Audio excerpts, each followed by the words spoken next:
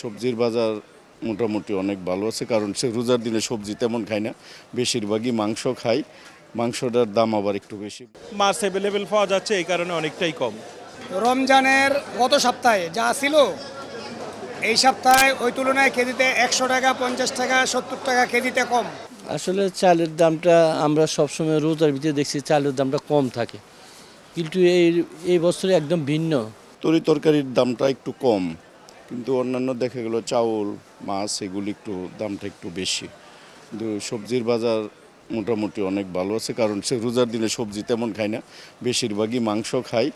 মাংসটার দাম আবার একটু বেশি। মুরগির দাম, ব্রয়লারের দাম অনেক বাড়তি এবং গরুর মাংসের দামও বাড়তি। এই হিসাবে যারা নিম্ন শ্রেণীর মানুষ তারা মনে হয় খাইতে পারবে না, মধ্যবিত্ত এরাও খাইতে কষ্ট হবে। কি মনে হচ্ছে মনিটরিংটা আসলে কিছুটা হচ্ছে, এটা কি পর্যাপ্ত কিনা নাকি বাড়ানো উচিত? মনিটরিং হইলে তো আর হবে না, কার্যকরী করতে হবে। যে কার্যকরী করলে দামটা সীমিত আকারে যাতে জনগণ সবাই খাইতে পারে, ওই পরিস্থিতি তৈরি করলে তাইলে জনগণ সবাই খাইতে পারবে। তুলনামূলকভাবে অনেকটাই কম, যেহেতু এখন মাছের মৌসুম, খালবিল নদী নালা শুকিয়ে যাচ্ছে, মাছ অ্যাভেলেবেল পাওয়া যাচ্ছে, এই কারণে অনেকটাই কম।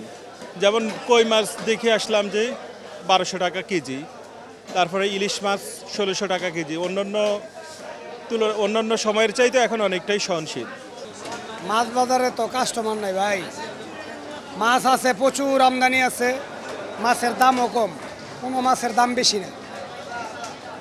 রমজানের গত সপ্তাহে যা ছিল এই সপ্তাহে ওই তুলনায় কেজিতে 100 টাকা, 50 টাকা, 70 টাকা কেজিতে কম। মাছও আছে প্রচুর, কাস্টমার খুব নাই। ছোট ছোট মাছগুলো একটু বেশি খায়, বড় মাছের কাস্টমার নাই।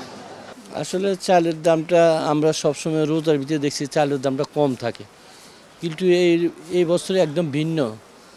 প্রতিটা জিনিসের দামে বেশি। মনে করেন চাউলে 1 কেজি চাউলে এখন আবার নতুন করিয়া বাড়ার উপরে ছিল, মাঝখান দিয়ে 1 সপ্তাহ স্থির ছিল, এখন আবার বস্তায় পিছিয়ে আপনার মনে করেন বস্তায় 150 টাকা 200 টাকা বেড়ে গেছে।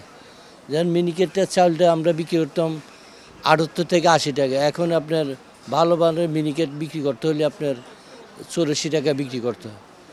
তো এইভাবে মানুষ তো হতাশ হয়ে যায়, মানুষ চিন্তিত হয়ে যায় যে এভাবে জিনিসপত্রের দাম বাড়লে আমরা কীভাবে বাজু কেবে, আমরা কাস্টমার লোক অনেক জবাব দিতে হয়।